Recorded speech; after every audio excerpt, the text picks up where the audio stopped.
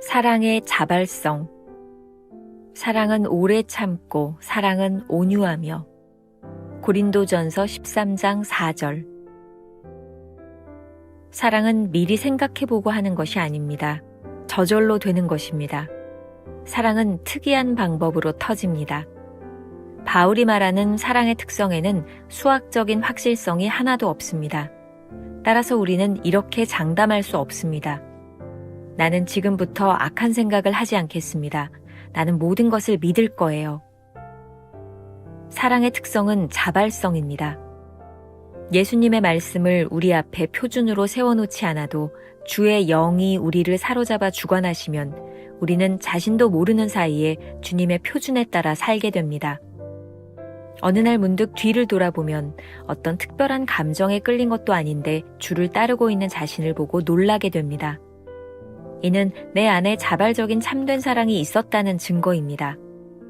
우리 안에 있는 하나님의 생명으로 행한 모든 일들은 시간이 지난 후에야 그 본질이 판명됩니다. 사랑의 셈은 하나님 안에 있지 우리 안에는 없습니다. 따라서 자연적인 인간의 마음에서 하나님의 사랑을 찾으려고 하는 것은 터무니없는 생각입니다. 오직 성령에 의해 하나님의 사랑이 우리 마음 안에 넓게 부어질 때 비로소 그 사랑이 우리 마음 속에 있게 됩니다. 만일 우리가 얼마나 하나님을 사랑하는지를 주께 증거하려고 노력한다면 이는 오히려 우리가 하나님을 사랑하지 않는다는 분명한 증거가 될 것입니다. 그 이유는 저절로 우러나는 사랑이야말로 주를 향한 참된 사랑이기 때문입니다. 그 사랑은 자연스럽게 흘러나옵니다. 뒤돌아보면 우리가 어떤 일들을 행한 이유를 설명할 수 없습니다. 우리도 모르는 사이에 우리 안에 있는 주님의 사랑이 자연스럽게 흘러나온 것이기 때문입니다. 하나님의 생명은 이같이 저절로 드러납니다. 그 이유는 사랑의 셈이 성령 안에 있기 때문입니다. 주님은 나의 최고봉 새벽 묵상, 오늘은 6월 2일 사랑의 자발성이라고 하는 제목으로 말씀을 나누도록 하겠습니다. 사랑은 저절로 되는 것. 돌아가신 안병무 선생님이 이런 말을 한 적이 있습니다. 진정한 사랑은 해야만 하는 사랑이 해지는 것이다. 오늘 말씀과 아주 잘 맞는 말씀인 것 같습니다. 챔버스 또한 이렇게 말을 합니다. 사랑은 미리 생각해보고 하는 것이 아닙니다. 저절로 되는 것입니다. 우리가 신앙생활 하면서 제일 많이 고민하는 것이 바로 사랑 아닐까요? 우리가 사랑받았다는 것을 알고 있어도 누군가를 사랑한다는 일은 쉽지 않습니다. 그래서 이런저런 방법을 생각해보고 또 어떤 공식이 있을까 고민해보지만 여전히 쉽지 않은 것이 사실입니다. 우리가 주님의 말씀대로 살기 위해 노력하고 또 주님의 말씀을 삶의 표준으로 삼아보지만 잘 되지 않습니다. 그런데 주의 영이 우리를 사로잡으면 굳이 우리가 그렇게 결심하지 않아도 주님의 말씀을 따라 사는 자신을 발견하게 됩니다. 문득 우리들의 삶의 자취를 한번 돌아봤을 때 주님을 따르는 자신을 보고 놀라게 되죠. 어떻게 이런 일들이 가능할까요? 바로 우리 안에 자발적인 사랑이 있기 때문입니다. 이러한 자발적인 사랑을 챔버스는 이렇게 표현하고 있습니다. 사랑의 셈은 하나님 안에 있지 우리 안에 없습니다. 그러니 자연적인 인간의 마음에서 하나님의 사랑을 찾으려는 노력은 터무니없는 일입니다. 성령에 의해 우리의 마음에 하나님의 사랑이 부어지지 않으면 그 사랑을 할 수 없습니다. 저절로 된다라는 말은 무에서 유가 창조되어진다거나 갑자기 사랑이 툭 튀어나온다라는 말이 아닙니다. 이미 존재하고 있는 하나님의 사랑이 오직 성령님의 능력으로 인해 우리 안에서 역사하는 것을 말합니다. 성령께서 우리 안에 들어오시면 우리의 노력이 아닌 성령님의 역사로 그 사랑이 나타나기 시작합니다. 언젠가 맥스 루케이도의 책 루케이도에게 배우는 사랑이라고 하는 책에서 747 법칙이라는 그런 이야기가 본 적이 있습니다. 누가복음 7장 47절 말씀을 근거해서 말한 사랑의 법칙입니다. 여기에는 주님께 용서받던 한 여인의 이야기가 나옵니다. 자신이 가지고 있던 가장 귀한 향유 옥합을 깨뜨려 주님의 발에 부어드렸던 그 사랑이 무엇이었을까요? 이 책에서는 이러한 질문으로 시작을 합니다. 애초에 인간은 진정한 사랑을 하는 것이 불가능한가? 물론 인간이 가지고 있는 사랑에는 한계가 있지만 사랑받은 삶을 살면 가능하다라는 것입니다.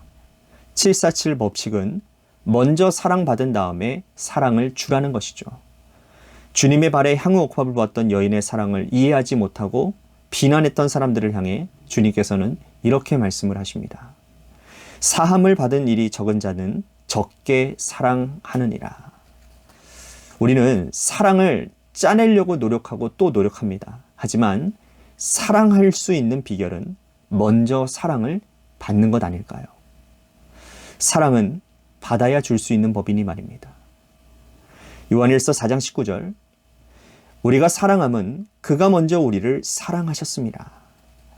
챔버스가 명확하게 이 사랑을 이렇게 정의 내리고 있습니다. 만일 우리가 얼마나 하나님을 사랑하는지를 주께 증거하려고 노력한다면 이는 오히려 우리가 하나님을 사랑하지 않는다라는 분명한 증거가 될 것입니다. 한번 여러분들의 과거를 회상해 보시기를 바랍니다.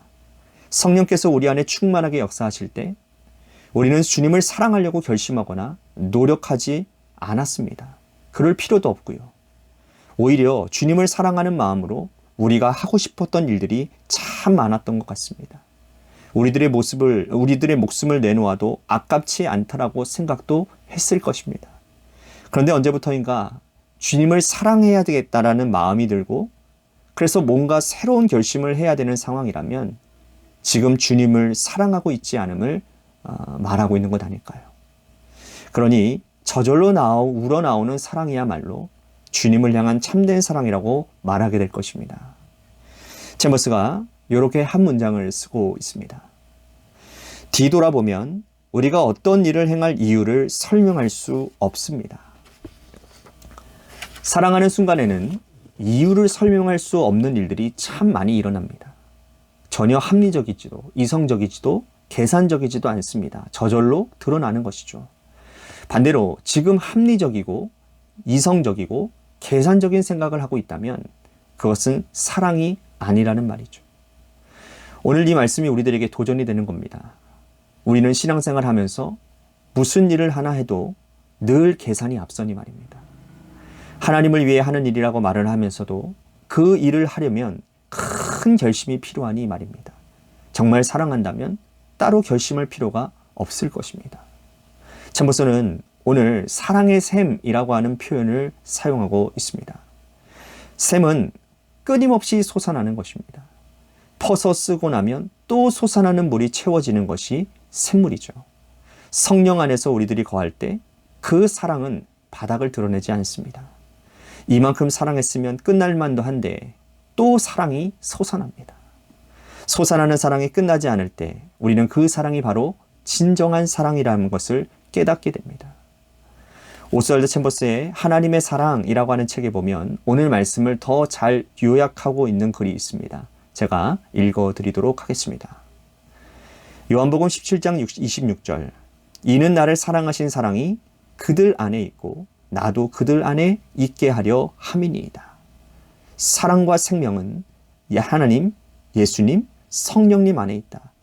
하나님께서 사랑과 영생을 우리에게 주시는 이유는 우리가 받을 자격이 있어서가 아니라 우리를 향하신 주의 특별한 은혜 때문이다. 우리는 본성적으로 원수를 미워할 수밖에 없기 때문에 나는 원수를 사랑할 거야 라고 추상적으로 말할 수 없다. 그러나 하나님의 사랑이 우리 안에 있으면 실제로 억울한 일을 만드는 원수가 생겨나도 그 원수를 미워하지 않는 자신을 보게 된다. 요점은 사랑의 샘은 우리 안이 아니라 성령 안에 있다라는 사실이다. 사랑을 할 때 왜냐고 질문을 받으면 아무 대답할 말이 없다. 그냥 사랑의 속성을 따라 저절로 사랑하는 것이기 때문이다. 물론 흉내는 가능하다. 우리는 사랑을 가장할 수 있고 사랑하는 것처럼 행동할 수 있다. 그러나 실제 사랑은 자발적이다. 우리가 기억해야 될 한 줄 노트. 우리가 진정으로 하나님을 사랑한다면 사랑하기 위한 결심이나 이유는 필요하지 않습니다. 오늘 하루 우리가 품고 살아가야 될 질문. 당신은 주님을 사랑하기 위해 어떤 노력을 하고 있습니까? 만일 노력이 필요하다면 정말 사랑하고 있는 것이 맞을까요? 기도하겠습니다. 사랑은 늘 우리에게 도전이 됩니다. 사랑해야 하는 것을 알고 있지만 잘 되지 않아서 우리는 노력할 때가 참 많이 있습니다. 그런데 오늘 말씀 가운데 우리가 노력하고 있다는 것 자체가 우리들에게 사랑이 없는 것이구나 라고 하는 것을 깨닫게 하셨습니다. 성령께서 우리 안에 계실 때 하나님을 사랑하는 것, 이웃을 사랑하는 것, 그 성령님의 역사로 인해 그 사랑이 우리 안에서도 저절로 되어지기를 소원하고 간절히 원합니다.